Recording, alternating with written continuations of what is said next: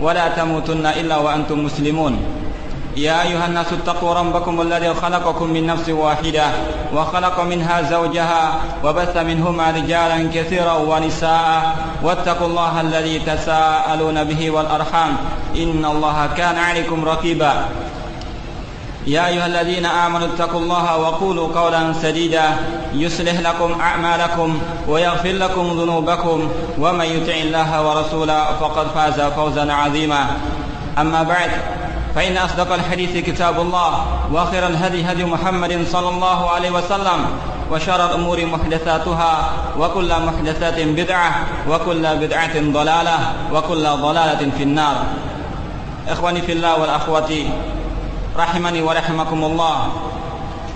Alhamdulillah, pada kesempatan pagi yang cerah ini kita bisa berkumpul di majlis yang mulia, majlis ilm, majlis zikir, yang mana Rasulullah SAW bersabda, "Man salaka tariqan yaltamisu fi ilman, sahalallahu bihi tariqan ilal jannah." Wa majtama'a qaumun fi baitin min buyutillah yatluna kitaballah wa yatadarasunahu bainahum illa nazzat 'alaihim as-sakinah wa ghashiyatuhum ar-rahmah wa hafathumul malaikah wa dzakarahumullahu fi man 'indah. Rawahu Muslim. Nabi SAW pernah bersabda, barang siapa yang berjalan menuju atau bertujuan untuk mencari ilmu agama ini, maka Allah akan memudahkan jalannya menuju surga. Wa majtama'a qaumun fi baitin min buyutillah, dan tidaklah suatu kaum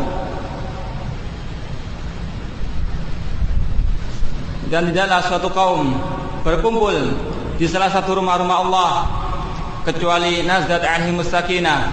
Tidaklah suatu kaum berkumpul di salah satu rumah dari rumah-rumah Allah, di masjid-masjid Allah. Mereka yatluna kitab Allah, membacakan Al-Quran, yatadarasuna bainahum, saling mempelajari tentang Al-Quran, illa nazzat 'alaihimus sakinah, kecuali akan diturunkan kepadanya ketentraman, ketenangan, wa ghasyiyatuhumur rahmah, dan mereka akan diliputi oleh rahmat Allah Subhanahu wa taala, wa hafathumul malaikah, dan para malaikat akan mengelilingi mereka, wa dzakarahumullahu fi man 'indah, dan Allah memuji mereka, menyebutkan mereka di kalangan para malaikat yang ada di sisi Allah Subhanahu wa taala. Ini adalah keutamaan orang menuntut ilmu, lebih lagi menuntut ilmu di salah satu rumah dari rumah-rumah Allah Subhanahu wa taala. Kemudian yang pertama kali saya katakan marhaban bi thalabatil ilm. Saya ucapkan selamat datang kepada para penuntut ilmu. Demikianlah yang dikatakan oleh Rasulullah SAW, sebagaimana dalam satu hadis dikatakan, kana Rasulullah SAW yusina bikum, yakni thalabatul hadis. Kemudian beliau mengatakan, marhaban bi talibil ilmi, inna talibal ilmi atahuffuhul malaikah wa tudilluhu bi ajnihatiha thumma yarkubu ba'dhum ba'dha hatta yablughu as-sama' ad-dunya min hubbihim lima yatlub. Akhrajat Tabrani fil Mu'jamil Kabir wa sahahahu Syekhuna wa sahahahu Asy-Syaikh Albani rahimahullah. Dalam suatu hadis dikatakan bahwasanya Rasulullah SAW selalu berwasiat kepada umatnya untuk menuntut ilmu. Kemudian beliau mengatakan, Nabi SAW mengatakan, marhaban bi talabil ilmi, marhaban bi talibil ilmi, selamat atau selamat datang bagi penuntut ilmu, karena sesungguhnya talibul ilmu itu dikelilingi oleh para malaikat, yang mana mereka meletakkan sayap-sayap mereka dan mereka saling menaiki satu sama yang lain sampai ke langit dunia. Kenapa demikian? Min hubbihim lima yatlub, karena kecintaan mereka terhadap apa-apa yang dicari oleh penuntut ilmu tersebut. Itu sebagai mukaddimah dari saya. Saya ucapkan sekali lagi marhaban bi thalabil ilmi. Selamat bagi para penuntut ilmu, baik yang sudah lama maupun yang masih baru. Ikhwani fillah wa akhwati rahimani wa rahimakumullah. Sebagaimana yang telah antum ketahui bahwasanya pada hari ini kita mulai daurah dan dimulai dengan materi yang berjudul urgensi menuntut ilmu, yang bahasanya yaitu bahasa lebih afdalnya adalah fadhailul ilmi, keutamaan menuntut ilmu.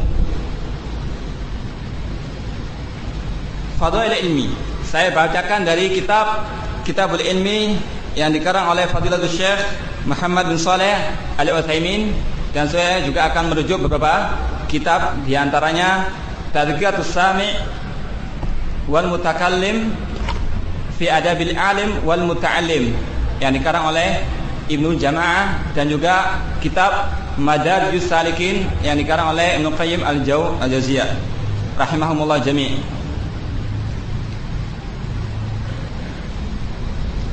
Kemudian kita mulai saja membaca Kitabul Ilmi yang dikarang oleh Syekh Muhammad bin Shalih Al-Utsaimin rahimahullah. Pertama kali beliau memberikan bab tentang ta'riful ilmi. Apa yang dimaksud dengan ilmu tersebut?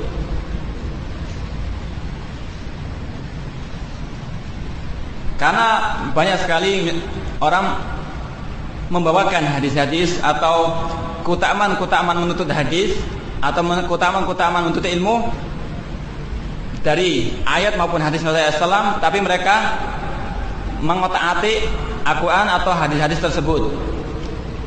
Sekarang apa maksud daripada hadis-hadis tersebut atau ayat-ayat yang ada di dalamnya keutamaan menuntut ilmu tersebut? Yang dimaksud ilmu yang ada dalam Al-Quran atau hadis yang menyuruh atau menganjurkan kita untuk menuntut ilmu adalah ilmu syar'i. Jadi bukan semua ilmu yang di sana ada keutamaannya. Yang dimaksud oleh hadis atau ayat yang menyebutkan tentang keutamaan ilmu adalah ilmu asy-syar'i. Saya bacakan, walladhi ya'nina huwal ilmu syar'i wal murad bihi ilmu ma anzalallahu ala rasulih minal bayyinati wal huda. Syekh Ibnu Utsaimin ketika mengarang kitab ini, yaitu Kitabul Ilmi, judulnya Kitabul Ilmi. Yang dimaksud oleh beliau, arti dari ilmu tersebut adalah ilmu syar'i. Beliau mengatakan wal murad bihi ilmu ma anzalallahu ala rasulih minal bayyinati wal huda, yaitu ilmu tentang ajaran yang dibawa oleh Nabi Muhammad SAW dari Al-Quran maupun Sunnah. Itu yang dimaksud dengan ilmu yang akan kita bahas pada pagi atau kesempatan kali ini. Fal ilmu alladhi fihi thana' wal madh huwa ilmul wahyi, ilmu ma anzalallahu faqat. Kata beliau, ilmu yang di dalamnya itu ada keutamaannya, dipuji oleh Allah dan Rasulnya, adalah ilmu yang berkaitan dengan ajaran Islam, yang berkaitan dengan Al-Quran dan Sunnah. Itu yang ada pujian atau disebutkan oleh hadis dan ayat Al-Quran. Sebagaimana Nabi SAW bersabda, man yuridillahu bihi khairan yufaqihu fiddin. Barang siapa yang diinginkan oleh Allah kebaikan baginya, maka Allah akan memfaqihkannya, memahamkannya dalam agama ini. Jadi yang dimaksud dengan ilmu dalam hadis ini adalah ilmu dalam agama, bukan semua ilmu. Tapi kebanyakan orang-orang tuh, misalnya kalau kita mungkin sekolah-sekolah di umum, SMA atau SMP, banyak guru-guru kita waktu mengajarkan pelajaran biologi atau geografi atau yang lainnya membawakan hadis-hadis seperti ini. Allah akan mengangkat derajat orang yang berilmu. Tapi mereka mengarahkannya kepada ilmu dunia. Padahal hadis-hadis tersebut atau ayat-ayat tersebut maksudnya adalah ilmu agama ini. Sebagaimana Nabi SAW mengatakan, man yuridillahu bihi khairan yufaqihu fiddin. Rawahu Al-Bukhari. Wa qala Nabi SAW, innal anbiya lam yurithu dinaran wala dirhaman wa innama warasul ilma faman akhadahu akhadha bihadzin wafir. Sesungguhnya para anbiya tidak mewariskan dinar wala dirham, tidak mewariskan harta benda. Wa innama warasul ilma, akan tapi mereka mewariskan ilmu, yaitu ilmu agama, bukan ilmu keduniaan. Faman akhadahu akhadha bihadzin wafir. Rawahu Abu Dawud wa Tirmidzi. Barang siapa yang mengambil ilmu tersebut, maka dia telah mengambil ilmu yang banyak sekali. Kemudian beliau mengatakan, wa minal ma'lum anna alladhi warathahu al-anbiya innama huwa ilmu syari'atillah azza wa jalla wa laysa ghairahu. Padahal telah dimaklumi bahwasanya ilmu yang diwariskan oleh para nabi adalah ilmu tentang syariat Islam, bukan yang lainnya, bukan ilmu keduniaan. Dan juga kita pernah mengetahui bahwasanya Nabi SAW pernah bersabda, antum a'lamu bisyu'uni au bi umuri dunyakum. Sesungguhnya kalian lebih mengetahui tentang perkara-perkara agama kalian, perkara dunia kalian.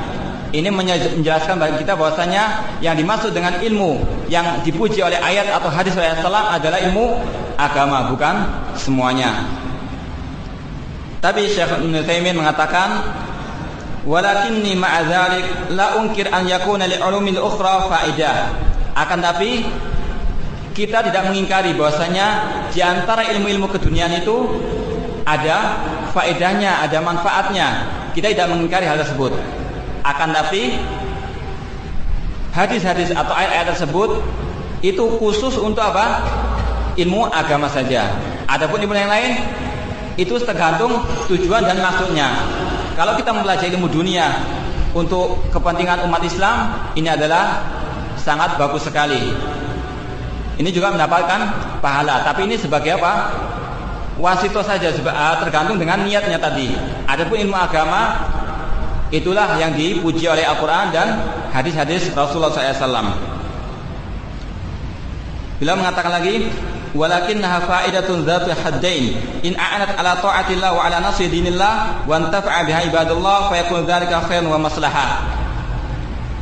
Kalau ilmu-ilmu dunia itu digunakan untuk menolong agama Allah, untuk dalam ketaatan, maka ini adalah khairan wa maslahah. Ini adalah baik dan sangat berfaedah atau bermanfaat. Jadi kita mengatakan bahwasanya ayat-ayat atau hadis-hadis yang mengatakan atau menganjurkan untuk menuntut ilmu, yang dimaksud menuntut ilmu adalah ilmu agama. Tapi kita tidak mengingkari bahwasanya ilmu dunia itu ada manfaatnya jika digunakan untuk ketaatan kepada Allah Subhanahu wa taala atau untuk memberikan maslahat atau manfaat kepada kaum muslimin. Ikhwati fillah wa akhwati rahimani wa rahmakumullah. Kemudian Syekh setelah memberikan bab atau fasal al-awwal ta'riful ilmi, beliau melanjutkan dengan fadailul ilmi. Beliau melanjutkan dengan bab tentang fadailul ilmi, keutamaan-keutamaan menuntut ilmu. Yang ini pembahasan inti kita kali ini. Jadi mafhum ya, bahwasanya yang dimaksud dengan ilmu yang dimasukkan oleh judul kita kali ini adalah ilmu agama. Jadi bukan semua ilmu dunia yang atau bukan semua ilmu yang dianjurkan atau dipuji oleh ayat atau hadis Rasulullah SAW yang insya Allah akan kita bawakan atau kita akan sampaikan sebentar lagi.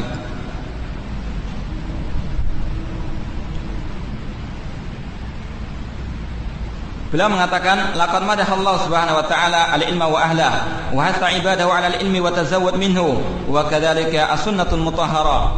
Allah Subhanahu wa ta'ala telah memuji ilmu atau menuntut ilmu dan para pemilik atau yang berilmu, orang yang berilmu.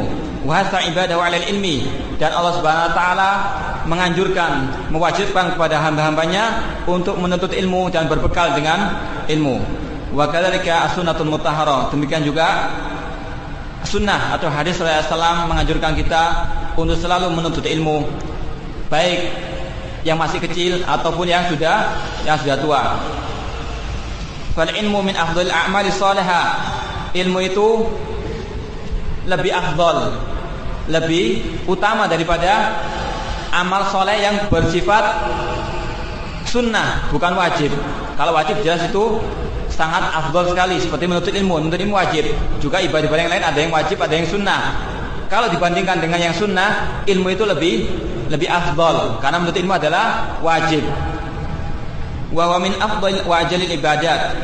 Ilmu itu adalah semulia-mulia, sebaik-baiknya ibadah. Ibadah tatawwu, ibadah yang tatawwu, bukan yang wajib. Li'annahu na'un minal jihad fi sabilillah. Karena menuntut ilmu itu termasuk jihad fi sabilillah. Kenapa demikian? Fa inna dinallahi azza wa jalla innama qama bi amrain. Karena agama Allah Subhanahu wa taala ini hanya tegak dengan dua perkara. Ahaduma al-ilmu wal burhan. Yang pertama, agama Allah tegak dengan ilmu dan dalil. Wasani al-qital wasinan. Agama Allah tegak dengan qital, dengan perang dan senjata. Fala budda min hadaini amrain. Kalau kita mau menegakkan agama harus dengan dua ini, dengan jihad dan dengan ilmu. Wala yumkin an yaquma dinullahi wa yadhhar illa bihima jami'an. Tidak mungkin agama Allah ini akan tegak, akan menang kecuali dengan dua perkara tersebut. Wal awal minhuma muqaddamun ala tsani. Ilmu lebih didahulukan daripada jihad fisabilillah. Jihad itu ibadah, sebagaimana salat, sebagaimana puasa, sebagaimana haji. Orang yang tidak bisa berbuat salat atau tidak bisa berbuat ibadah, tidak bisa beribadah kecuali dengan apa? Dengan ilmu. Makanya dikatakan oleh Syekh bahwasanya ilmu itu muqaddam, ilmu itu didahulukan daripada jihad atau diantara ibadah-ibadah yang lain. Bagaimana seorang ini bisa sholat kalau tanpa ilmu? Bagaimana? Jangankan masalah agama, masalah dunia saja. Misalnya kita bekerja, kita nggak akan bisa bekerja tanpa ilmu. Apalagi masalah ibadah, yang mana ibadah ini tidak bisa kita kerjakan kecuali kalau ibadah tersebut sesuai dengan apa? Ajaran Nabi sallallahu alaihi wasallam. Nabi sallallahu alaihi wasallam bersabda, "Man 'amila amalan laisa 'alaihi amruna fahuwa raddun." Barang siapa yang beramal tidak sesuai dengan sunnahku, maka ibadah tersebut tertolak. Nabi sallallahu alaihi wasallam mengatakan, "Shallu kama ra'aitumuni usolli." Salatlah kamu sebagaimana kamu melihat aku salat. Kita tidak akan bisa salat dengan benar, salat yang diterima oleh Allah Subhanahu wa taala kecuali dengan apa? Belajar tentang sholat, bagaimana sifatnya sholat Nabi. Demikian juga masalah-masalah yang lain, masalah jihad. Bagaimana kita bisa berjihad tanpa ilmu. Sehingga kita lihat banyak orang yang mengembar-gemborkan jihad tapi ngawur, meledakkan sini, mengebom sana dan sebagainya. Ingin memerangi kafir, orang-orang kafir, tapi banyak membunuh orang kaum muslimin. Ini kan apa? Karena enggak punya ilmu, ngawur, cuma semangat aja. Ini enggak benar. Makanya ilmu itu didahulukan dari apa? Jihad atau ibadah-ibadah yang lainnya. Karena semua itu harus didasari oleh al-ilmu. Ilmu mengetahui Al-Quran dan As-Sunnah sesuai dengan pemahaman salaful ummah. Jadi saya katakan lagi bahwasanya agama ini tidak akan tegak kecuali dengan apa? Al-ilmu wal jihad. Dan ilmu itu muqaddam, ilmu itu didahulukan diantara dari jihad, ya. Jadi seorang nggak bisa akan berjihad kecuali dengan ilmu. Kalau kita lihat bagaimana Rasulullah SAW dahulu, pertama kali Rasulullah SAW diutus sebagai nabi, beliau tidak berjihad dahulu, tapi apa? Mendakwahi umatnya dahulu dengan apa? Dengan ilmu, bukan dengan pedang dulu, enggak. Nabi SAW dibantai, sahabatnya dibantai, sahabatnya disiksa dan dicerca. Jadi dulu Nabi SAW pernah diutus di Mekah di kalangan orang-orang kafir musyrik. Tapi Nabi SAW tidak pernah mengembar-gemborkan jihad pada waktu itu, sebelum kaum muslimin itu mempunyai ilmu tentang jihad, tentang perang, tentang tauhid dulu. Nabi SAW selama 13 tahun di Mekah mengumandangkan apa? Kalimat tauhid, la ilaha illallah, qulu la ilaha illallah tuflihu. Wahai kaumku, katakan la ilaha illallah, maka kalian akan selamat, kalian akan bahagia. Rasulullah berdakwah dahulu dengan ilmu. Juga kita lihat kalau orang berdakwah itu harus juga dengan apa? Dengan ilmu. Kalau orang berdakwah tanpa ilmu, maka dakwanya itu banyak salahnya daripada benarnya, banyak memadorkan daripada maslahatnya. Semua itu harus dakwah itu termasuk ibadah, harus didasari oleh ilmu. Semuanya itu apa yang harus didasari oleh ilmu. Jadi sekali lagi ilmu adalah asas dari segala sesuatu. Mafhum ya?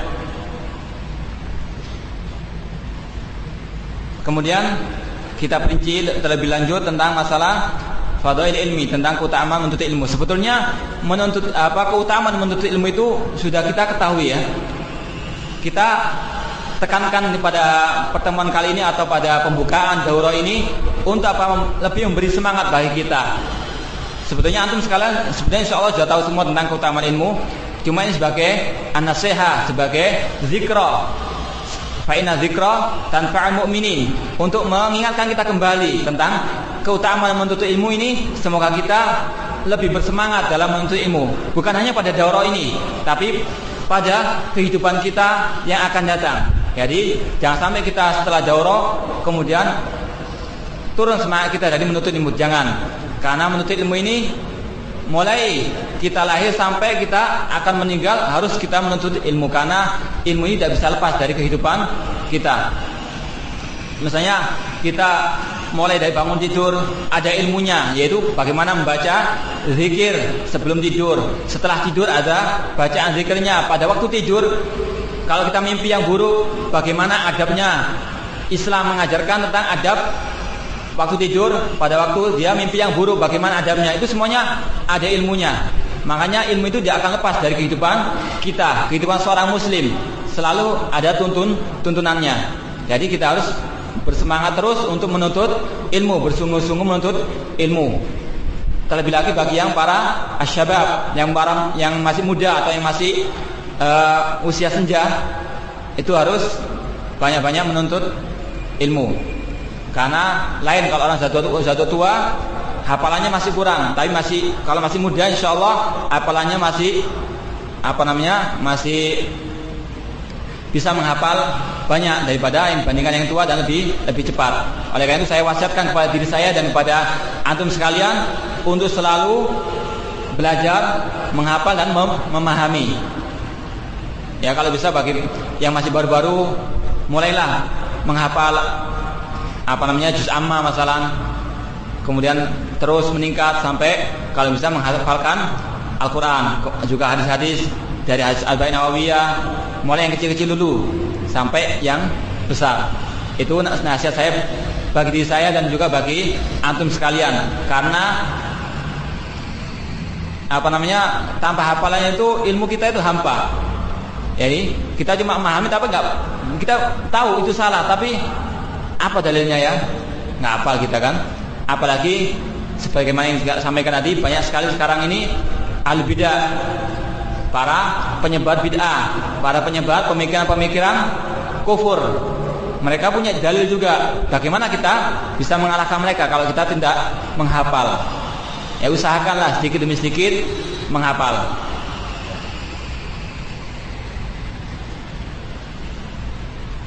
Beliau mengatakan, wa min ahammi fadhail ilmi, di antara keutamaan menuntut ilmu yang penting adalah annahu irsul anbiya. Ilmu itu adalah warisan para nabi. Ini menunjukkan bahwasanya ilmu itu adalah, menuntut ilmu adalah seutama-utama ibadah, seutama-utama kebaikan. Karena apa? Karena ilmu tersebut adalah warisan para anbiya, para nabi. Nabi adalah semulia-mulia manusia di muka bumi ini. Dan warisan mereka adalah sebaik-baik warisan yang ada di muka bumi ini juga. Hadisnya telah saya sampaikan tadi, yaitu rawahu Abu Dawud dan Tirmidzi. Lam yarisu dirhaman wala dinaran wa innama warasul ilma. Faman akhadha bil ilmi faqad akhadha bi hadzin wafirin min irsil anbiya. Kata beliau, para anbiya itu tidak mewariskan dirham dan dinar, akan tapi mereka mewariskan ilmu. Faman akhadha bil ilmi, barang siapa yang mengambil ilmu tersebut, yaitu dari para nabi, dari ajaran nabi. Jadi bukan semua ilmu. Jadi bukan semua ilmu yang digembar-gemborkan itu ilmu Islam, tapi bukan seperti ilmu falsafat. Sekarang ilmu falsafat dinisbatkan kepada Islam. Kalau kita lihat berapa banyak perguruan tinggi Islam yang mengajarkan tentang ilmu falsafat Yunani dan sebagainya. Ini bukan yang dimasukkan dalam hadis, dalam ayat atau hadis yang ada keutamaan menuntut ilmu, bukan. Jadi kalau orang menuntut ilmu falsafat itu bukan menuntut ilmu yang ada fadilahnya, kecuali kalau untuk membantah ilmu falsafat tersebut, insya Allah dapat pahala. Adapun untuk mempelajari, untuk mengistifadah dari sana, dia tidak akan mendapatkan keutamaan. Makanya kata Syekh tadi, yang dimaksud dengan ilmu, menuntut ilmu adalah menuntut ilmu ma'anzalallahu bihi ala rasul, ma'anzalallahu ala rasulihi, yaitu apa-apa yang diturunkan kepada Rasulnya. Itu yang ada keutamaannya. Adapun ilmu seperti falsafat, ilmu tasawuf dan lain sebagainya yang dibawa oleh al-bidah, ini bukan ilmu yang mempunyai keutamaan. Bahkan ini adalah membawa dosa dan bencana. Jadi yang dimaksud dengan ilmu yang ada fadilahnya adalah ilmunya para nabi, ilmu ajaran tentang agama yang benar-benar dibawa oleh Nabi Muhammad sallallahu alaihi wasallam. Fa anta al-an fil qarn al-khamis ashar idza kunta min ahli al-ilmi tarithu Muhammadan sallallahu alaihi wasallam wa hadha min akbaril fadail. Kata beliau, sekarang ini Anda berada pada abad yang ke-15 Hijriah, tahun Hijriah. Kalian idza kunta min ahli ilmi, jika kalian termasuk orang yang menuntut ilmu, jika kalian termasuk orang yang memiliki ilmu, maka kalian adalah termasuk pewaris Nabi Muhammad sallallahu alaihi wasallam. Ini adalah keutamaan yang sangat agung sekali, keutamaan yang sangat besar sekali. Kita hidup sudah 15 abad berlalu dari wafatnya Nabi Muhammad SAW, tapi kita masih mewarisi warisannya Nabi SAW, yaitu apa? Ilmu tentang agama ini. Itu yang pertama di antara keutamaan menuntut ilmu. Kemudian yang kedua, annahu yabqa wal malu yafna. Ilmu itu senantiasa kalau kita jaga, ilmu itu akan selalu bersama kita, akan abadi. Wal malu yafna. Adapun harta benda itu akan hancur, akan binasa, cepat atau lambat. Tapi ilmu, insya Allah kalau kita jaga terus, ilmu itu tidak akan bisa hilang. Sebagaimana dikatakan oleh Abdullah bin Mubarak dalam syairnya, radina bil ulumi takunu fina. Bahwasanya kami ini ridha dengan ilmu yang kami punyai. Lana ilmun walil juhali malun. Kita mempunyai ilmu, akan tapi orang-orang bodoh itu memiliki apa? Harta. Jadi Abdullah bin Mubarak mengatakan bahwasanya kami ini ridha, lebih rela dengan ilmu daripada dengan harta. Li'annal ilma yabqa wal ma la yafna. Karena ilmu itu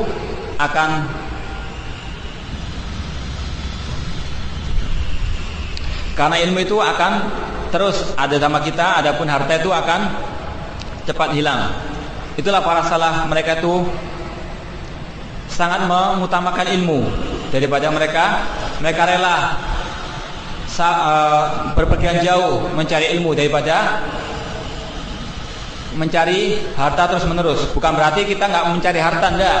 Kita mencari harta sesuai dengan yang kita butuhkan, tidak tamak terhadap dunia. Akan tapi kita tamak dengan ilmu agama ini. Sebagaimana para salaf, mereka itu berbulan-bulan, sebagaimana Jabir bin Abdullah as-sahabi, sahabat Nabi SAW, beliau pergi untuk mencari satu hadis kepada Abdullah bin Unais. Selama berapa? 1 bulan penuh cuma satu hadis. Demi apa? Demi ilmu. Itulah para salafus saleh, para ulama, para sahabat tabi'in dan tabi'in. Mereka itu selalu semangat menuntut ilmu. Jangankan setelah pada waktu kita hidup, ilmu ini akan abadi terus sampai kita meninggal dunia. Sebagaimana dalam satu hadis, idza mata ibnu adam inqata'a amaluhu illa min salasin, shadaqatin jariyah aw ilmin yuntafa'u bih aw waladin shalihin yad'u lahu. Akhrajahu Muslim. Dalam satu hadis katakan bahwasanya anak Adam itu, manusia ini, jika meninggal dunia tidak akan bermanfaat baginya kecuali 3 hal. Yaitu apa? Yang pertama, shadaqatin jariyah, sedekah jariyah. Misalnya kita membangun masjid, masjidnya terus dipakai orang, maka pahalanya terus mengalir sampai kita di akhirat nanti. Dan juga yang kedua apa? Ilmin yuntafa'u bih, ilmu yang bermanfaat, ilmu yang disebarkan. Kita mengetahui, kita sampaikan kepada manusia, kepada umat Islam, kepada umat yang lainnya. Itu kita kalau terus dipakai ilmu kita, maka ilmu itu akan mengalir pahalanya kepada kita sampai akhirat. Ini adalah keutamaan ilmu. Jadi ilmu itu tidak akan terputus sampai kita meninggal dunia juga. Itu yang kedua di antara fadhail ilm. Kemudian yang ketiga, kata Syekh, annahu la yut'ib sahibahu fil hirasa. Bahwasanya ilmu itu dibandingkan dengan harta, ilmu itu tidak memberatkan atau tidak menyusahkan yang memilikinya. Kenapa? Kalau kita memiliki harta, pasti kita susah untuk menyimpannya. Kita perlu misalnya di rekening, kita perlu berangkas dan sebagainya. Tapi ilmu tidak. Ilmu kita jaga di mana? Di sudur, di dalam diri kita sendiri, tidak menyusahkan kita. Kemudian yang keempat, annal insana yatawassalu bihi ila an yakuna minasyuhada'i 'alal haqq. Dengan ilmu itulah manusia menjadi saksi sebagaimana yang difirmankan oleh Subhanahu wa taala, syahidallahu annahu la ilaha illahu wal malaikatu walil ilmi qa'iman bil qist. Allah bersaksi bahwasanya tidak ada yang berhak disembah dengan benar kecuali Dia, wal malaikah, para malaikatnya juga bersaksi, wa ulul ilmi, dan para pemilik ilmu dan orang-orang yang berilmu, mereka menjadi saksi. Jadi Allah Subhanahu wa taala setelah menyebutkan para malaikatnya, menyebutkan ahlul ilmi, orang yang memiliki ilmu, orang penuntut ilmu. Ini merupakan fadilah, keutamaan orang-orang yang menuntut ilmu. Setelah menyebutkan malaikat, menyebutkan orang yang berilmu. Ini adalah suatu keutamaan yang sangat besar sekali. Ibnu Jama'ah dalam Tadqiqatus Sami mengatakan, qala ta'ala syahidallahu annahu la ilaha illa huwal malaikatu wal ilmu qa'iman bil qisti. Al-ayah. Allah Subhanahu wa taala bada'a subhana bi nafsihi wa thanna bi malaikatihi wa thallasa bi ahli ilmi wa kafahum dzalika syarafan wa fadlan wa jalalatan wa nubla. Allah Subhanahu wa taala mendahulukan dirinya, syahidallahu, Allah bersaksi, annahu la ilaha illahu, bahwa tidak ada yang berhak disembah dengan benar kecuali Allah Subhanahu wa taala, wal malaikah, malaikat juga bersaksi, wa thanna bil malaikatihi wa thallasa bi ahli ilmi. Kemudian Allah melanjutkan dengan ahli ilmi. Maka dikatakan oleh Ibnu Jama'ah yang hidup tahun 733 Hijriah, beliau mengatakan, wa kafahum dzalika syarafa. Persaksian mereka itu yang Allah menyaksikan dengan ahli ilmi itu merupakan kafahum syarafa. Cukup bagi ahli ilmu itu syarafan, kemuliaan dengan ayat tersebut. Wa fadla, keutamaan, wa jalalah, dan kemuliaan. Jadi dengan ayat ini cukup untuk menunjukkan keutamaan ahli ilmi, keutamaan orang yang menuntut ilmu.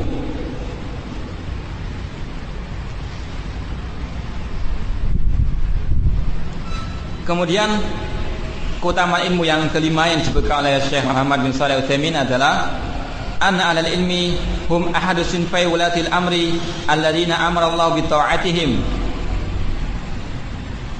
Sesungguhnya ahli ilmi itu salah satu di antara wulatul umur, pemimpin umat Islam, sebagaimana yang difirmankan Allah Subhanahu wa taala, ya ayyuhalladzina amanu atiiullaha wa atiiur rasulah wa ulil amri minkum.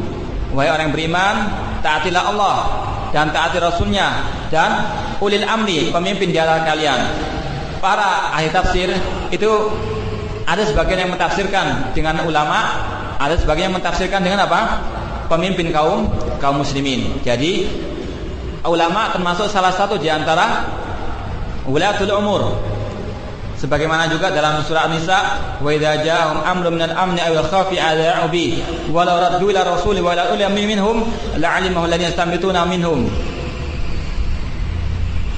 Dikatakan oleh Allah Subhanahu wa taala dalam surah An-Nisa, apabila datang kepada orang munafik itu suatu perkara yang di sana ada keamanan atau ketakutan, mereka langsung menyebarkannya. Ini kalau istilah kita provokator lah, orang-orang munafik seperti itu. Tapi orang beriman tidak, mereka itu menyerahkannya kepada Rasul dan ulil amri minhum, dan orang-orang yang pemimpin di antara mereka. Kalau ayat ini jelas adalah para ulama. Jadi para ulama juga disebutkan sebagai pemimpin kaum muslimin. Di dalam surah An-Nisa kalau kita perhatikan, sebab ulama mengatakan bahwasanya dari sinilah keutamaan perbedaan orang munafik dan orang mukmin yang hakiki. Kalau orang mukmin, kalau ada perkara kejadian-kejadian yang besar menimpa umat kaum muslimin, seperti misalnya ada gembar-gembor jihad dan sebagainya. Kalau orang munafik, cirinya itu mereka langsung menggembar-gemborkan hal tersebut tanpa merujuk kepada ahli ilmi, apakah benar jihad itu, apakah benar orang yang dilakukan mereka dan sebagainya. Tapi orang mukmin tidak. Orang mukmin tuh mereka merujuk kepada ulama, bertanya terlebih dahulu kalau ada kejadian seperti itu, enggak langsung menyebarkannya atau menggembar-gemborkannya. Jadi di sini katakan bahwasanya ahli ilmi itu termasuk ahadus sinfai ulatil umur, termasuk salah satu di antara pemimpin umat Islam. Pemimpin umat Islam ini adalah ulama dan juga waliul amri. Beliau mengatakan, fa inna wulatal umuri huna tashmal wulatal umuri minal umara wal hukam. Karena pemimpin itu ada dua, wulatul umur minal umara, pemimpin, dan juga al ulama wal hukam, wal ulama wa talabatul ilmi. Fa wilayatu ahli ilmi fi bayan syariatillah wa da'watin nas ilaiha, wa wilayatul umara fi tanfidhi syariatillah wa ilzamin nas biha.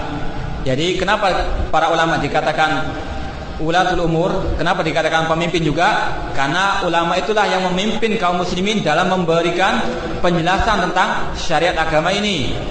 Adapun para hukam, penguasa, itu mereka memimpin kaum muslimin dalam melaksanakan syariat Islam seperti hukum-hukum al-hudud, pembegal seperti rajam dan sebagainya. Yang melakukan adalah apa? Al-hukam, penguasa. Adapun yang menjelaskan tentang syariatnya adalah al-ulama. Jadi ulama itu dengan umara, mereka sama-sama menjadi pemimpin kaum muslimin. Ini adalah keutamaan bagi al-ulama. Kemudian yang keenam, di antara keutamaan menuntut ilmu adalah anna ahlal ilmi humul qa'imuna ala amrillah ta'ala hatta taqumas sa'ah. Yang keenam, di antara keutamaan menuntut ilmu adalah bahwasanya ahli ilmi itu mereka lah yang selalu tegak atau menegakkan syariat Allah di muka bumi ini sampai hari kiamat nanti. Jadi mereka lah yang selalu istiqomah.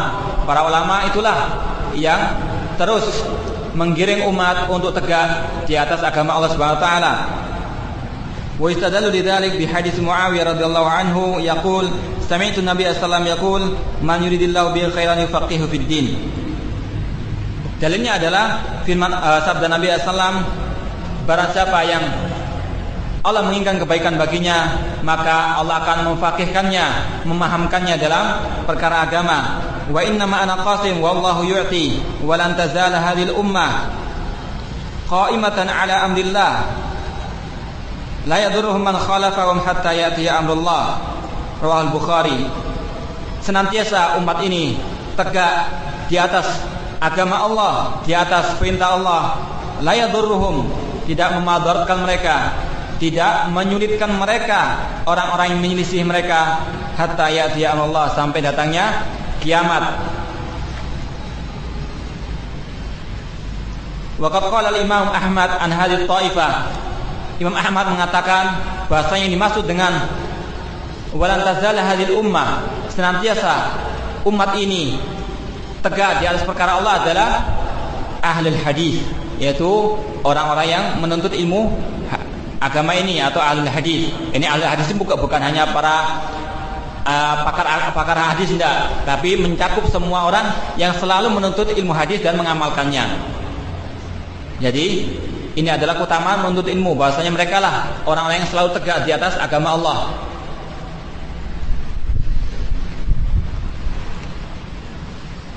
Kemudian yang ketujuh, di antara keutamaan menuntut ilmu adalah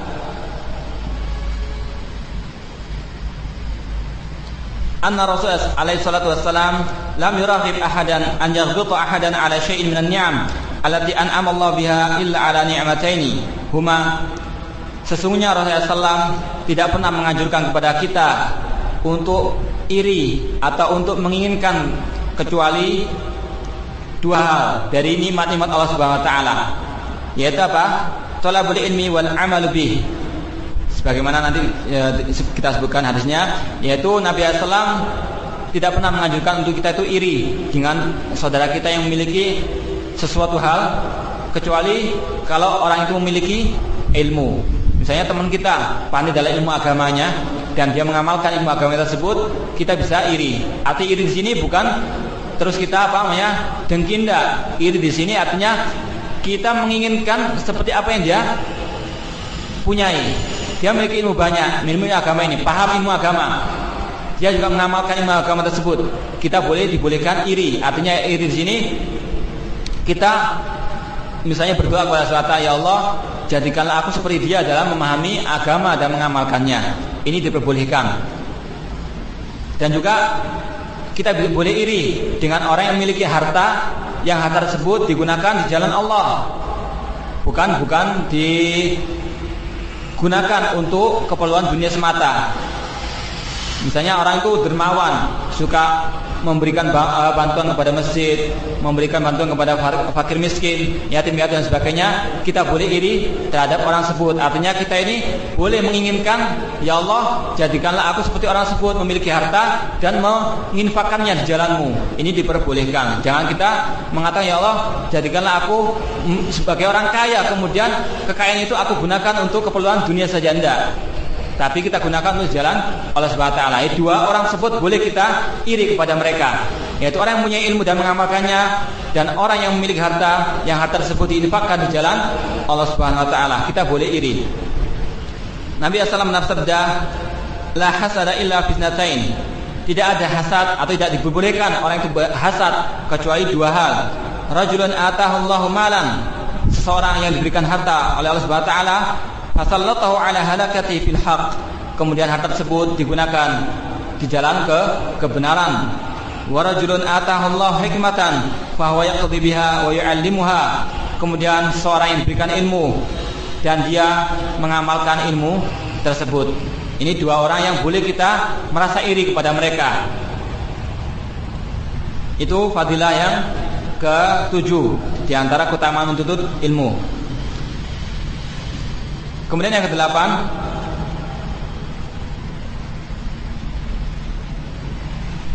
ma jaa fil hadits alladhi akhrajahu al-Bukhari an Abi Musa al-Asy'ari radhiyallahu anhu an Nabi sallallahu alaihi wasallam qala mathalu ma ba'athani Allah bihi min al-huda wal ilmi kamathal ghaisin asaba ardan fakana minha ta'ifatun thayyibah. Nabi sallallahu alaihi wasallam bersabda, perumpamaan petunjuk atau ajaran yang aku bawa atau yang Allah turunkan kepadaku itu seperti ghais, seperti hujan. Jadi Nabi SAW mengumpamakan ilmu yang dia bawa itu, yang beliau bawa itu seperti ghais, seperti hujan yang turun di muka bumi ini. Fakana minha ta'ifatun thayyibah. Di muka bumi ini tanahnya macam-macam. Ada tanah yang subur, ada tanahnya yang tandus. Ada pun yang subur, tanah tersebut menyerap air, kemudian menampungnya dan tumbuh di atasnya tumbuh-tumbuhan. Ini permisalan orang yang menuntut ilmu juga demikian. Kadang disampaikan Al-Quran, disampaikan As-Sunnah, kemudian dia menyerap ilmu tersebut, memahaminya, menghafalkannya, lalu diamalkannya. Itu pemisalan seperti tanah subur tadi, menyerap air, menyerap hujan, kemudian menyimpannya dan mengamalkannya, membuahkan hasil. Itu perumpamaan orang yang menuntut ilmu juga seperti itu. Ada sebagian orang yang menuntut ilmunya, dia memahami ilmu tersebut, menghafalkannya dan mengamalkannya. Kemudian ada lagi tanah yang tidak subur, dia cuma menyerap air, menampungnya saja. Kemudian manusia itu menjadikannya sebagai untuk pengairan, untuk mengairi sawah, untuk mandi dan sebagainya. Tapi dia nggak tumbuh tanaman di atasnya. Ini permisalan orang yang menuntut ilmu juga ada seperti itu. Dia menyerap ilmu, tapi tidak diamalkan. Dia hafal banyak, hafal Al-Quran, hafal hadis, tapi nggak diamalkan. Jadi ilmunya tersebut bermanfaat bagi orang lain, tapi nggak bermanfaat bagi dirinya. Ada juga yang ketiga, tanah yang tidak subur. Tanah itu enggak menyerap air dan juga tidak tumbuh tanaman di atasnya. Dikasih Al-Quran, kasih hadis, kasih perkataan para ulama, perkataan para salaf, tapi tidak dipahami dan tidak dimengerti, enggak mau tahu. Ini ada juga seperti itu. Duduk di majelis ilmu tujuannya untuk apa? Untuk riya, untuk dipuji. Sudah enggak hafal hadis, enggak diamalkan, enggak dapat ilmu sama sekali, cuma rugi. Dia duduk lama di majelis ilmu. Ini perumpamaan orang yang menuntut ilmu seperti itu. Ada tiga macam. Ada yang memahami, menghafalkan dan mengamalkan. Ada lagi yang cuma menghafal tapi tidak mengamalkan. Dan ada yang tidak sama sekali, enggak menghafal juga tidak mengamalkan. Ini ada perumpamaan orang yang menuntut ilmu. Hadis ini dijadikan oleh Syekh sebagai dalil bahwasanya ilmu itu memiliki keutamaan. Karena diumpamakan oleh Nabi SAW sebagai apa? Hujan. Kalau hujan itu menyuburkan tanah, menghidupkan tanaman atau tanah yang sudah mati dan memberi manfaat kepada orang untuk tumbuh-tumbuhan, untuk pengairan dan sebagainya. Demikian juga dengan ilmu agama ini, yaitu apa? Menghidupkan hati yang sakit atau menghidupkan hati yang telah mati. Kalau kita membaca Al-Quran, kalau kita duduk di majelis ilmu seperti ini, hati kita menjadi tenang, hati kita menjadi tentram. Karena apa? Karena ilmu tadi itu menghidupkan hati, menyegarkan jiwa yang sakit atau yang telah mati. Itulah keutamaan ilmu. Keutamaan menuntut ilmu juga seperti itu. Kita duduk di sini sebagaimana yang saya jelaskan tadi, bahwasanya para malaikat duduk di sekitar kita, kemudian rahmat Allah Subhanahu wa taala turun pada orang yang menuntut ilmu agama ini. Itulah keutamaan ilmu agama atau keutamaan menuntut ilmu agama. Hadis ini diriwayatkan oleh Bukhari. Ini saya singkat saja karena hadisnya agak panjang sedikit. Kemudian yang kesembilan, di antara keutamaan menuntut ilmu adalah annahu thariqul jannah. Bahwasanya menuntut ilmu itu adalah jalan menuju surga. Kama dalla ala dzalika hadits Abi Hurairah radhiyallahu anhu anna Rasulullah sallallahu alaihi wasallam qala wa man salaka tariqan yaltamisu fi ilman sahalallahu lahu bihi tariqan ilal jannah, rawahu Muslim. Nabi sallallahu ini sudah saya sebutkan saya sudah sebutkan hadisnya. Man salaka, barang siapa yang menuntut atau menempuh suatu jalan, yaltamisu fi ilman, dia yaltamis mencari ilmu, sahalallah, maka Allah mudahkan jalannya menuju surga. Syekh Ibnu Utsaimin dalam Syarh Riyadhus Shalihin menjelaskan tentang hadis ini. Maksud daripada menempuh suatu jalan untuk menuntut ilmu itu ada dua. Yang pertama, menuntut ilmu dengan seperti yang dilakukan oleh para salaf dahulu. Mereka berjalan jauh 1 bulan penuh untuk menuntut satu hadis saja. Ini masuk dalam hadis tersebut, yaitu secara konseptual seperti itu. Yani man salaka, barang siapa yang berjalan di suatu jalan, yaltamisu fi ilman, dia ingin mencari ilmu, maka Allah akan mudahkan jalan menuju surga. Ini satu di antara hadis tadi, maksud hadis tadi, yaitu betul-betul dia berjalan dengan kakinya itu untuk menuntut ilmu. Mungkin seperti antum dari jauh datang ke majelis ini, datang ke daurah ini untuk menuntut ilmu, antum masuk dalam hadis tersebut insyaallah kalau niat antum itu ikhlas lillahi ta'ala. Yaitu maknanya dengan konseptualnya seperti itu, yaitu berjalan betul-betul dengan kakinya, tidak yang lain. Itu mana hadis yang pertama. Kemudian yang kedua, kata Syekh, arti menuntut ilmu berjalan di sini artinya dia tidak perlu jalan kaki misalnya menuju ilmu, tapi dia duduk, tapi dia mendengarkan kaset misalnya, nggak perlu berjalan kan, tapi dia masuk dalam hadis ini. Kenapa? Karena dia duduknya itu dalam rangka menuntut ilmu. Jadi dua-duanya masuk dalam hadis tadi. Masalah katorikon, dia berjalan untuk mencari ilmu. Itu kata beliau dalam Syarah Riyadhus Shalihin. Kemudian keutamaan yang ke-10 di antara keutamaan menuntut ilmu adalah majaa fi hadis Muawiyah radhiyallahu anhu qala Rasulullah sallallahu man yuridillahu bi khairan yufaqihu fid din, akhrajahu Muslim. Di dalam hadis Muawiyah bin Abi Sufyan radhiyallahu anhu, beliau berkata, bersabda Nabi SAW, barang siapa yang Allah inginkan kebaikan baginya, maka Allah memahamkannya dalam perkara agama. Ini adalah suatu keutamaan yang besar bagi para penuntut ilmu, karena tidak ada kebaikan bagi orang yang tidak memahami agama. Sebagaimana yang dinaskan, sebagaimana yang dicantumkan dalam hadis tadi, bahwa siapa yang Allah inginkan kebaikan, maka akan difaqihkan, akan dipahamkan dalam perkara agama ini. Artinya tidak ada kebaikan bagi orang yang tidak memahami agama. Orang banyak yang sholat, tapi tidak mempunyai ilmu tentang sholat tersebut, maka ilmunya apa? Tidak bermanfaat, sholatnya tidak bermanfaat. Dicampur dengan bid'ah, dicampur dengan yang lain-lainnya yang menyelisih sunnah Rasulullah, hingga sholatnya tidak diterima oleh Allah Subhanahu Wa Taala. Maka tidak ada kebaikan baginya.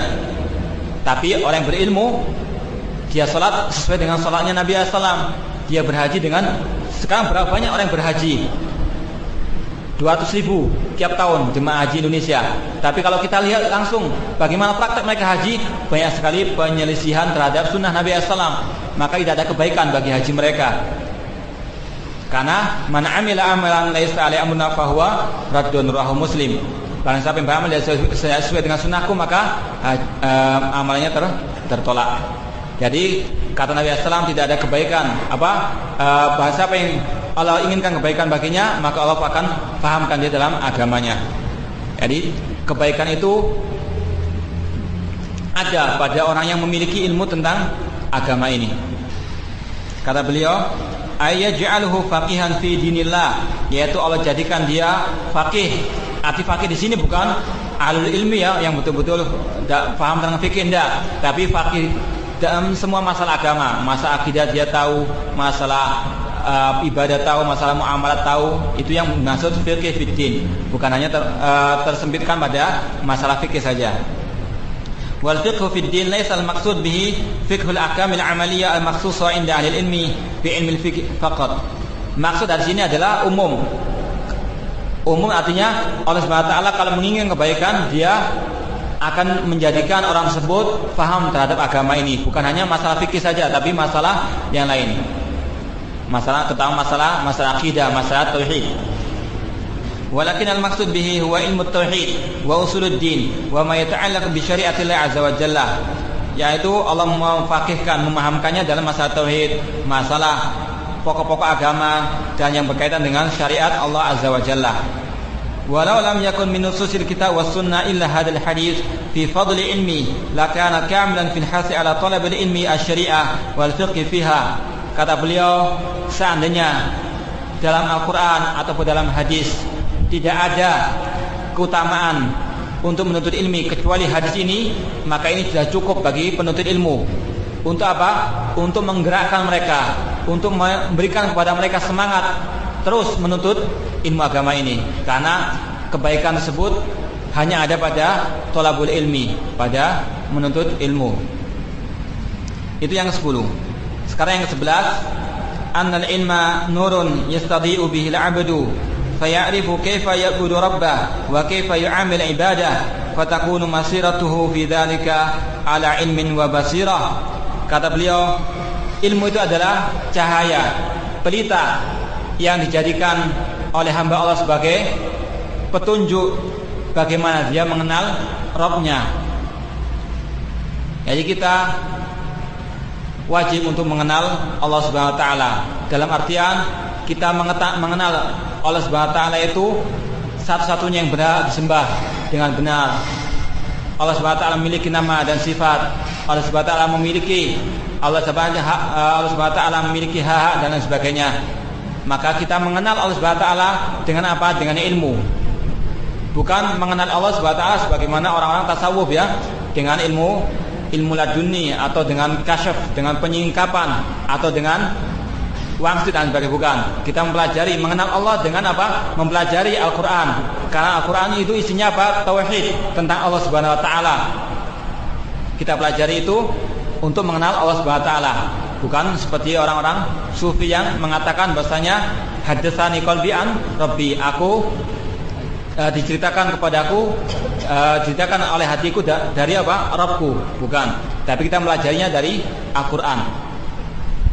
Katakan di sini bahwasanya ilmu adalah cahaya pelita yang bisa menunjukkan kita kepada Allah Subhanahu wa taala, yang bisa membedakan antara halal dan haram, antara yang bid'ah dan sunnah, antara tauhid dan syirik. Ya, ini kita tidak bisa membedakan mana tauhid mana syirik kecuali dengan kita menuntut ilmu. Yang ke-12 di antara keutamaan ilmu adalah annal alim nurun yahtadi bihin nas fi umuri dinihim wa dunyahum. Bahwasanya pemilik ilmu, ahli ilmi, para ulama, mereka adalah cahaya yang dijadikan manusia itu sebagai rujukan pada perkara agama dan perkara dunia mereka. Ini para ulama, mereka adalah rujukan bagi umat ini dalam perkara agama maupun perkara dunia.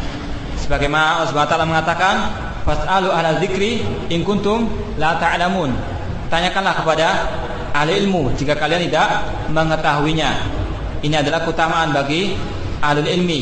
Bahasanya mereka adalah tempat rujukan, mereka adalah pelita, mereka adalah cahaya bagi umat ini dalam masalah agama maupun dalam masalah dunia mereka. Kemudian yang ke-13, yang terakhir yang disampaikan oleh beliau di dalam kitab yang Kitabul Ilmi tentang fadilah menuntut ilmu. Yang ke-13, beliau mengatakan anallaha yarfa'u ahlal ilmi fil akhirah wa fid dunya. Sesungguhnya Allah Subhanahu wa taala mengangkat derajat ahli ilmu di dunia maupun di akhirat nanti.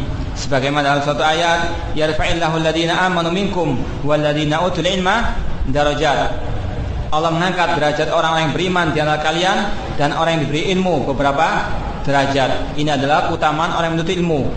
Orang yang beriman semuanya sama imannya, tapi kalau yang berilmu ditambah derajatnya oleh Allah Subhanahu wa taala. Ini sudah kita saksikan atau kita telah mengetahui hal ini. Dulu banyak para raja-raja, dulu banyak para ulama juga. Tapi yang banyak disebut sampai sekarang adalah para ulama, Imam Ahmad bin Hanbal, Imam Syafi'i dan sebagainya, atau sebelum mereka. Itu namanya selalu dikenang oleh umat sampai akhir zaman nanti. Karena apa? Karena itulah janji Allah. Allah mengangkat derajatnya mereka di dunia dan di akhirat nanti. Di dunia mereka sudah mendapatkan apa? Imbalan jasa. Mereka sebenarnya nggak menginginkan untuk mereka dikenang, enggak. Mereka itu ikhlas, mukhlis. Mereka minal mukhlisin. Tapi janji Allah mereka akan diangkat derajatnya, dikenang, disebut dengan kebaikan sampai akhir dunia ini. Karena apa?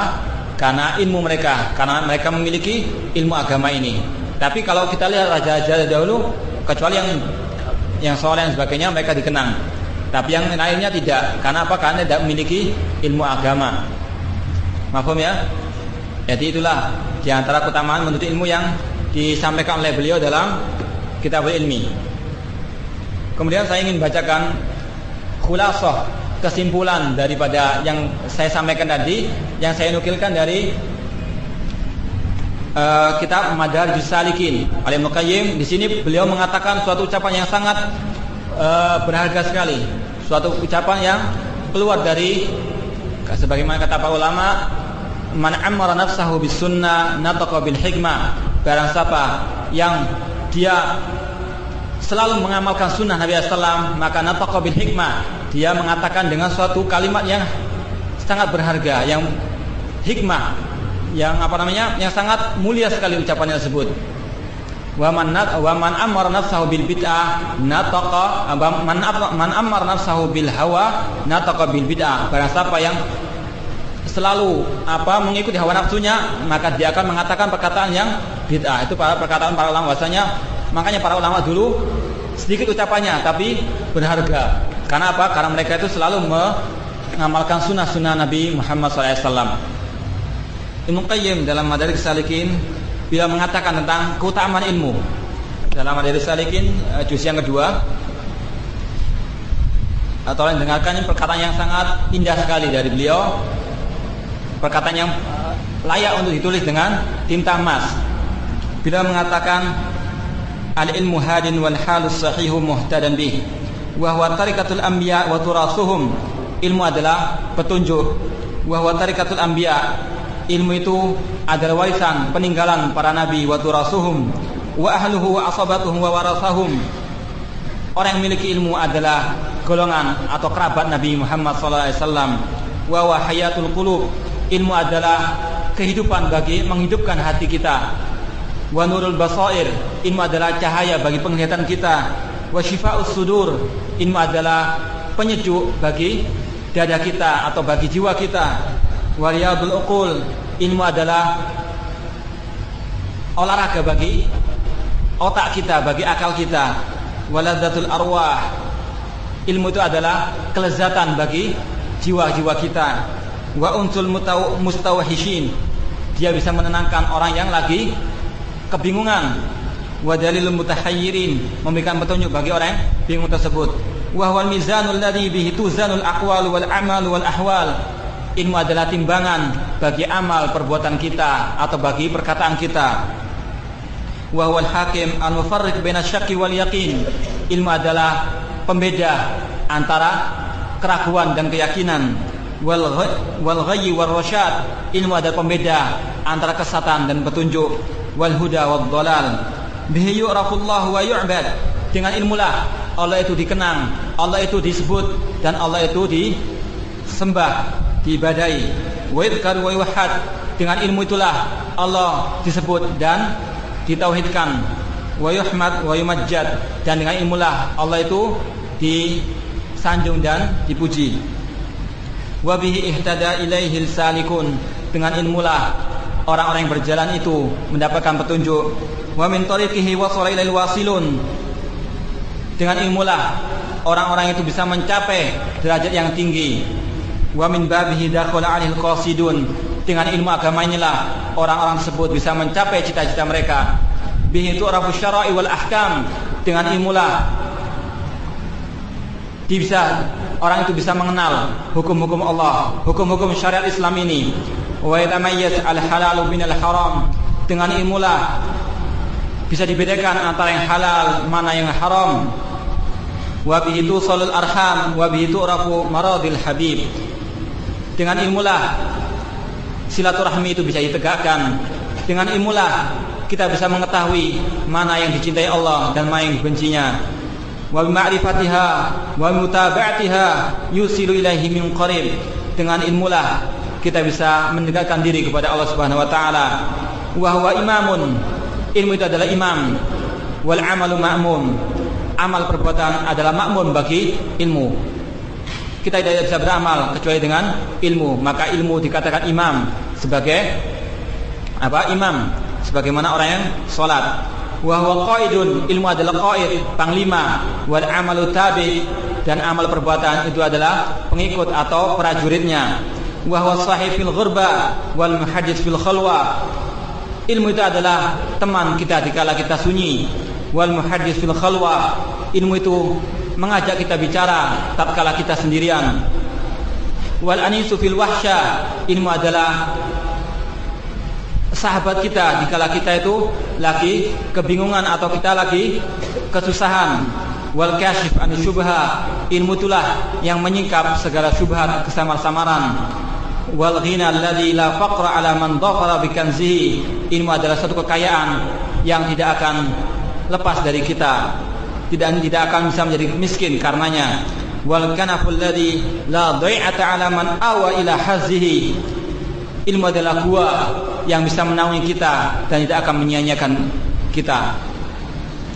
Mudzakaratuhu tasbihun, mengulang-ulang ilmu, saling mempelajari ilmu adalah tasbih, memujikan Allah Subhanahu wa taala.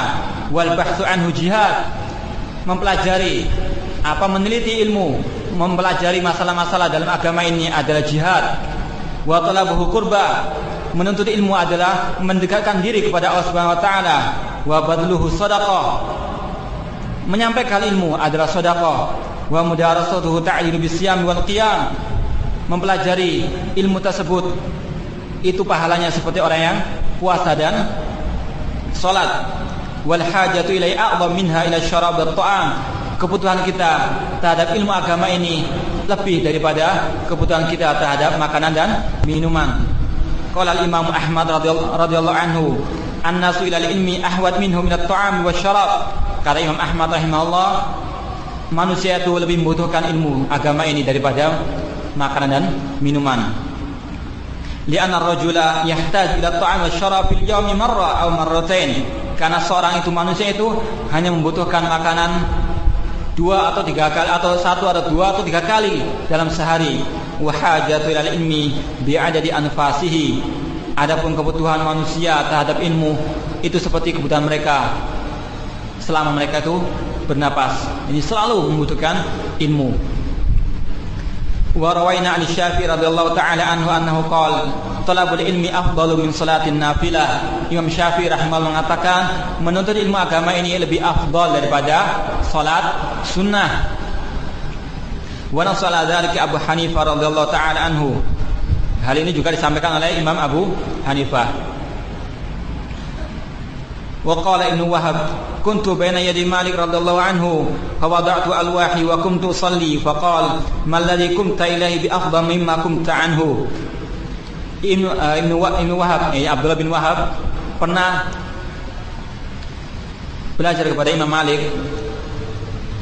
Kemudian beliau meletakkan catatannya. Inilah para ulama dahulu itu mereka senang mencatat kalau mereka hadir dalam majelisnya para ulama. Nabi sallallahu alaihi wasallam pernah mengatakan qayyidul ilma bil kitab. Ikatlah ilmu itu dengan apa? Tulisan. Ini Ibnu Wahab ketika belajar kepada Imam Malik pernah bawa buku. Kemudian buku itu diletakkan, kemudian dia pergi sholat sunnah.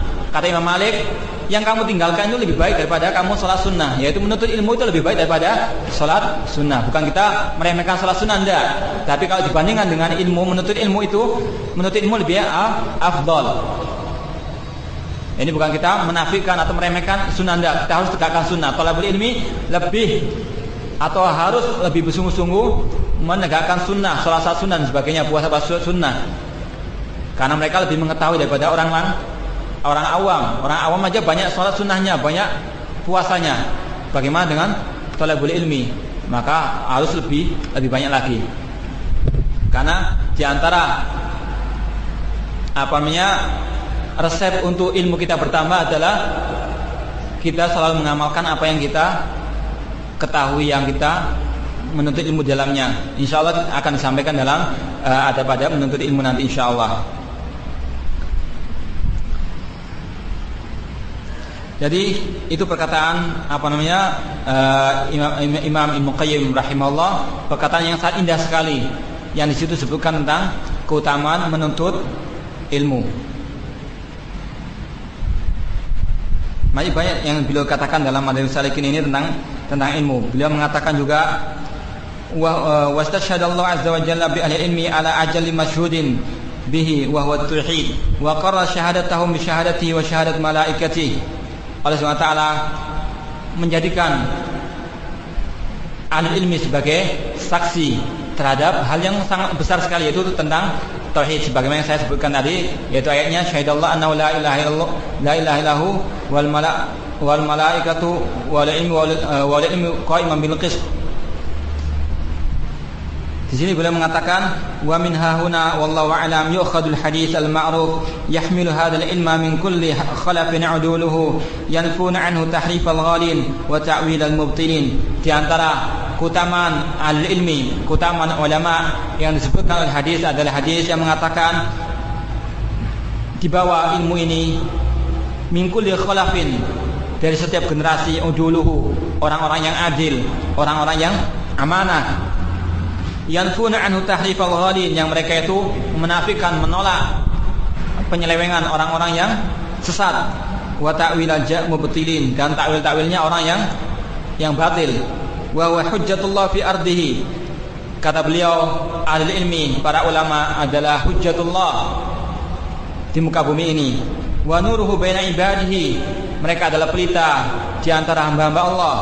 Wa qaiduhum wa daliluhum ila jannatihi, bahwasanya para ulama adalah qaid, panglima, orang yang memberi petunjuk menuju ke surga Allah Subhanahu wa taala. Wa yakfi bi syarafihi anna fadl ahlihi 'ala al-ibad 'ala al-'ubbad ka fadl qamar lailatul badri 'ala sail kawakib.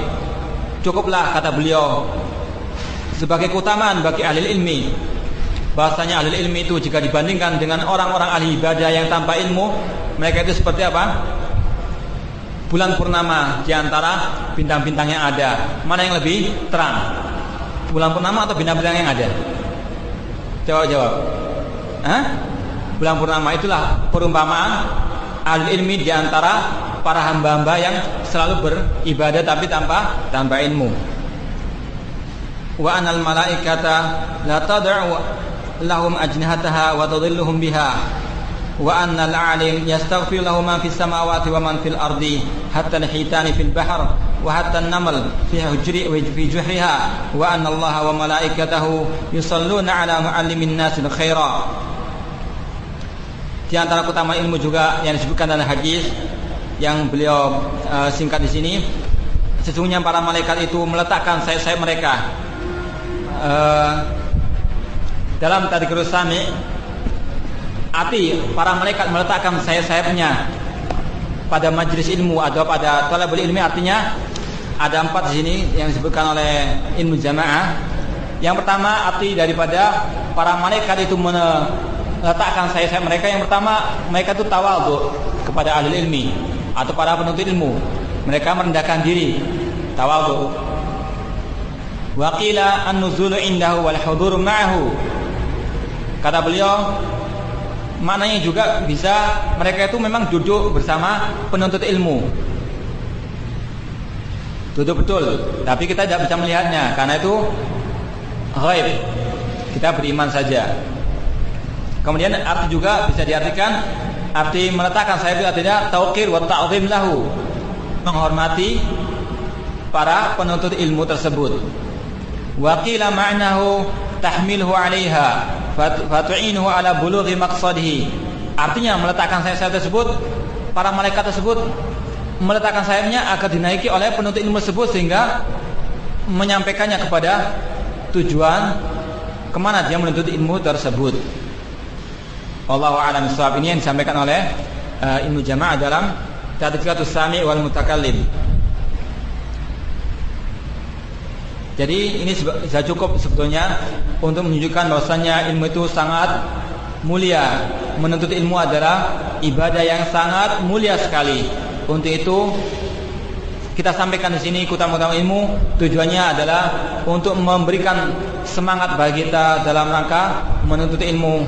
Semoga Allah Subhanahu wa taala menambahkan pada kita ilmu yang bermanfaat dan memberikan kita taufik. Semoga ilmu yang kita miliki itu kita amalkan.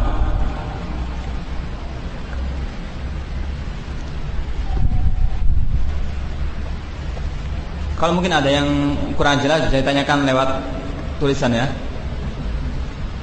Kalau ada yang kurang paham atau ada pertanyaan bisa disampaikan lewat tulisan. Sementara kalau nggak ada soal, saya tambah lagi dari sebetulnya keutamaan ini sudah jelas bagi kita. Cuma sebagaimana saya sampaikan tadi, untuk mengingatkan kita kembali bahwasanya menuntut ilmu itu ada ibadah. Menuntut ilmu adalah ibadah yang ada pahalanya, yang dipuji dan dianjurkan oleh Allah Subhanahu wa taala dan Rasulnya. Oleh karena itu haruslah kita selalu bersemangat dalam menuntut ilmu, bukan hanya di daurah ini tapi di kehidupan kita sehari-hari. Kemudian kata beliau, kata Ibnu Jamaah, bahwasanya keutamaan ilmu tadi itu tidak akan didapatkan kecuali bagi orang yang ikhlas dalam menuntut ilmu.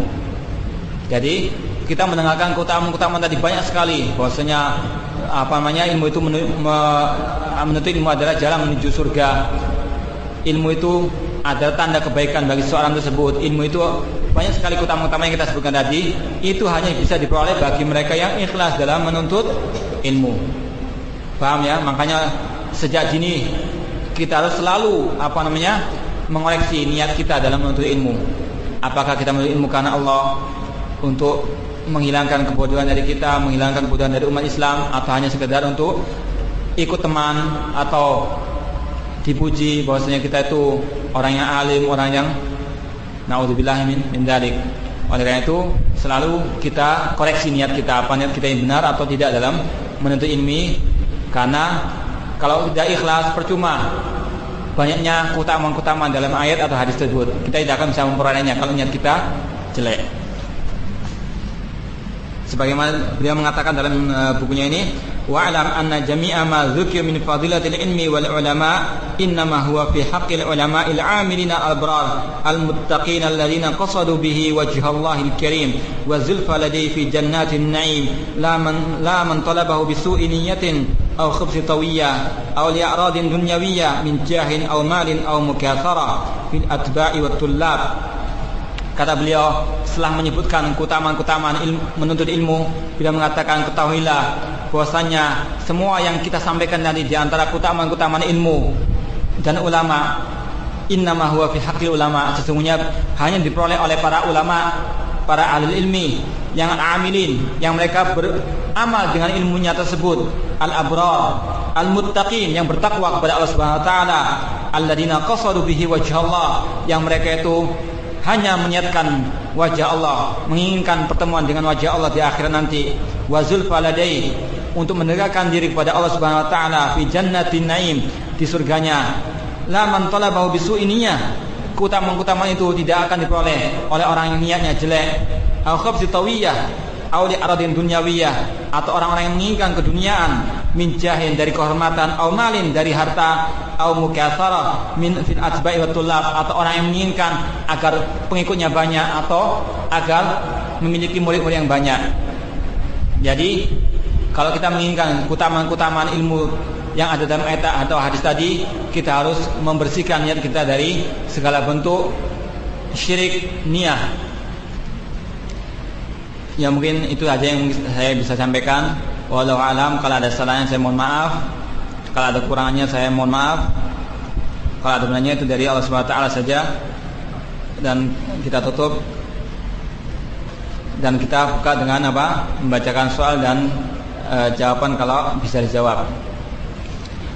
Yang pertama ada soal dari ikhwan, bagaimana menyikapi orang tua yang pesimis terhadap ilmu agama yang ditekuni sang anak, dan bagaimana sikap kita sebagai anak untuk memberi penjelasan atau pengertian tentang pentingnya ilmu agama. Yang bisa saya jawab yaitu yang pertama, bagaimana menyikapi orang tua yang pesimis. Yang pertama, mereka pesimis dengan ilmu agama itu karena mereka tidak mengetahui, karena banyak sebab orang tua itu tidak menyukai kita menuntut ilmu ya. Di antaranya mungkin yang mungkin bisa dikatakan sebagai penyebab itu, yang pertama, banyaknya orang-orang yang menuntut ilmu kemudian tapi ilmunya itu sesat, sehingga orang tua misalnya ilmu tasawuf, makanya dulu banyak istilah para orang tua dulu mengatakan jangan mendalami ilmu agama, kalau mendalami ilmu agama jadi apa? Gila.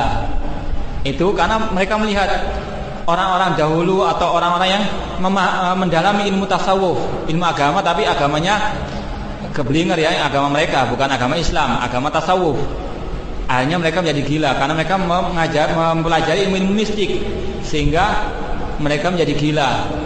Dari pengamatan orang tua seperti ini, kalau melihat anaknya mempelajari agama yang benar, misalnya mempelajari Al-Quran Sunnah, mereka mengkiaskan menyamakan mereka dengan orang-orang tasawuf, sehingga mereka merasa pesimis, takut anaknya menjadi gila sebagaimana gilanya orang-orang tasawuf. Nah, oleh karena itu kita jelaskan kepada mereka bahwasanya kita menuntut ilmu yang benar, yang ada dalam Al-Quran dan Sunnah sesuai dengan pemahaman yang benar juga. Ya, ini juga nggak butuh membutuhkan waktu yang sangat panjang, nggak sehari 2 hari, nggak 1 bulan 2 bulan, karena orang tua itu sudah berkarat keyakinan mereka tentang hal ini, yaitu tentang bahwasanya kalau menjalani agama itu bisa gila. Adapun yang kedua, mungkin penyebabnya orang tua itu kepingin kita lebih menuntut ilmu dunia, karena orang tua kita masih bergantung dengan dunia. Ya, semuanya itu intinya satu, yaitu mereka itu tidak mengerti tentang keutamaan menuntut ilmu ini. Ya, cara kita memberikan pengertian kepada mereka ya tentunya dengan yang baik-baik. Jangan kita membentak mereka atau mencaci mereka karena mereka bodoh, jangan. Kita berusaha, yang pertama yang kita tampakkan kebaikan kita kepada mereka, kita bantu mereka, kita taat, lebih taat. Semakin kita berilmu, semakin kita taat kepada mereka. Bukan malah kurang ajar, enggak. Karena kita lihat orang tua kita tidak sesuai dengan kita kurang ajar, jangan. Itu bukan dari Islam. Jangankan orang tua kita nggak setuju dengan ilmu agama. Orang kita musyrik, kita nggak boleh untuk durhaka kepada mereka dalam batas-batas yang disyariatkan. Kita tetap taat kepada mereka, tidak berdurhaka. Katakan dengan kata-kata yang lemah lembut, jangan membentak. Kalau bisa kita setelkan kaset ceramah tentang keutamaan ilmu, tentang ilmu agama. Itu insya Allah bisa memberikan pengertian kepada orang tua kita. Saya tekankan lagi tentang masalah perilaku kita terhadap orang tua. Orang tua kalau melihat anaknya itu, ini merupakan tajribah, percobaan daripada pengalaman teman-teman kita gitu. Kalau awalnya nggak disetujui, itu sudah biasa.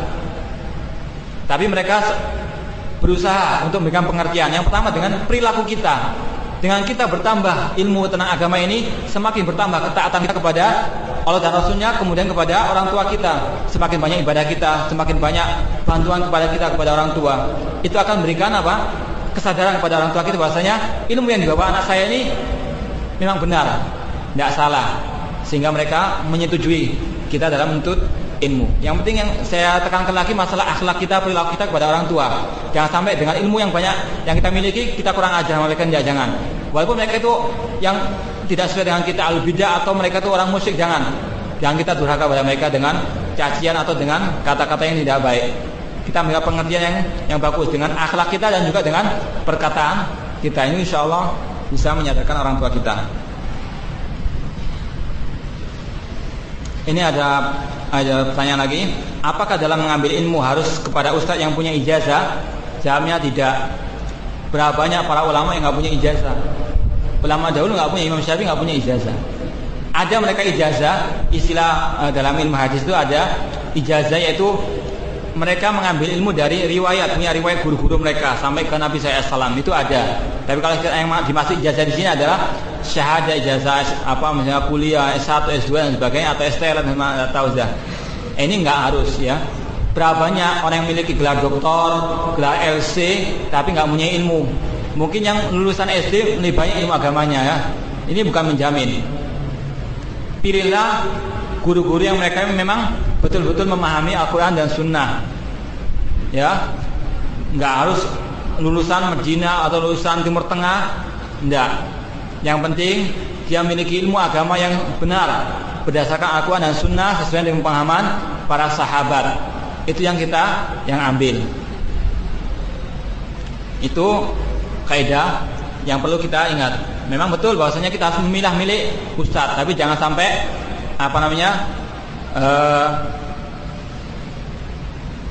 fanatik kepada satu ustadz, meninggalkan ustadz yang padahal sama-sama baiknya memiliki dasar Al-Quran dan Sunnah sesuai dengan pemahaman para sahabat. Jadi karena memang kita harus memilih siapa yang ustadz yang harus kita duduk di dalam majelisnya. Sebagaimana kata Ibnu Sirin, inna hadzal ilma dinun fanzur man takhuna dinahu. Ini agama, ilmu ini adalah agama, maka lihatlah dari siapa kamu mengambil agama tersebut. Jadi tidak harus berijazah, yang penting dia memiliki ilmu agama, hafal Al-Quran walaupun tidak semuanya tapi mengerti. Tadi Ustaz mengatakan bahwa menuntut ilmu adalah jihad, sedangkan saya sering mendengar bahwa tidak ada makna jihad selain pedang, selain perang, dan tidak ada karomah ibadah yang melampaui karomah jihad. Tolong dijelaskan. Dikatakan oleh Syekh Utsaimin bahwasanya banyak sekali ya asar-asar atau riwayat-riwayat dari para ulama adalah dari salaf bahwasanya ilmu adalah jihad. Jadi jihad itu tidak hanya disempitkan pada perang saja, karena artinya jihad apa? Jahidu jihadan, artinya bersungguh-sungguh, artinya jihad. Tapi memang kalau dalam istilah dalam kitab fikih jihad sebagai atau kitab hadis itu memang jihad perang, tapi ada makna lain daripada jihad dalam bahasa, yaitu bersungguh-sungguh. Karena dari kata jahidu jihadan, itu bersungguh-sungguh. Jihad dikatakan bersungguh-sungguh dalam memerangi orang-orang kafir. Sebagaimana juga ilmu juga untuk memerangi orang-orang yang al-bidah, orang kafir. juga bisa dikatakan jihad, karena itu sama-sama menegakkan agama Allah. Jihad disyariatkan untuk menegakkan agama Allah, li'ilari kalimatillah, untuk menegakkan kalimat Allah, sebagaimana ilmu juga menegakkan kalimat Allah. Dan tidak bisa orang itu berjihad tanpa apa? Tanpa ilmu. Wallahu a'lam. Ini waktunya sudah habis. Pertanyaan masih banyak sekali. Insyaallah kalau ada kesempatan kita jawab. Wallahu a'lam. Kalau mungkin ada keliru atau salahnya bisa ditegur, ima lewat kertas atau langsung, karena terus terang sebetulnya saya dengan antum ini tidak ada bedanya dalam ilmu, cuma ini dalam rangka apa?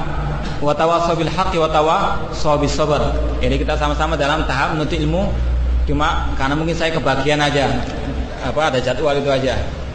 Tapi ilmunya sebenarnya sama antara ana dengan antum semuanya. Untuk itu siapa yang mendapatkan kesalahan dari ana tolong diluruskan dengan cara yang baik. Wallahu a'lam bishawab. Wa jazakumullahu khair.